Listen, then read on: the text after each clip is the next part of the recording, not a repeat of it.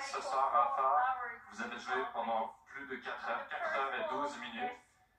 Et depuis le premier point jusqu'au dernier point, c'était tellement serré entre vous. Il y a eu tellement de changements.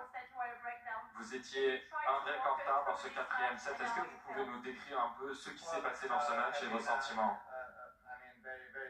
Oui, c'est un match très difficile. Novak est un des meilleurs joueurs de l'histoire, sans aucun doute. Donc, à chaque fois que je joue contre lui, c'est toujours un challenge très important, surtout en contenu de l'histoire qu'on a entre nous. Et ce soir, c'était encore un de ces matchs de gagner contre Novak. On peut jouer que d'une seule façon, de jouer au meilleur niveau, du premier jusqu'au dernier point. Et pour moi, c'était une de ces nuits magiques, à un niveau inattendu, mais vraiment incroyable. Donc, merci beaucoup.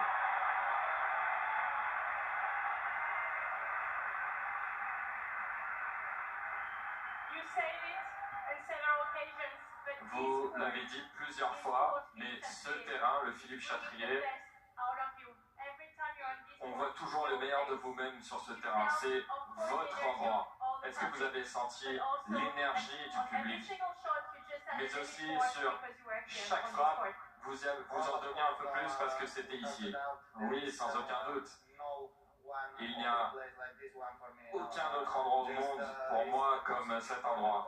C'est le terrain, le court le plus important pour moi de ma carrière de tennis, le plus spécial.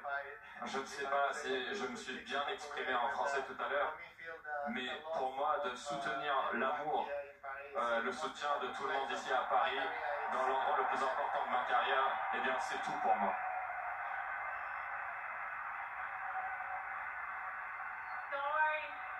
Ne vous inquiétez pas, vous l'avez très bien dit en français et vous l'avez très bien dit en anglais. Et s'il vous plaît, restez et s'il vous plaît, revenez. Ne dites pas que c'est votre dernier parce qu'on vous aime tellement et on veut vous voir encore beaucoup de fois sur ce court. Ok.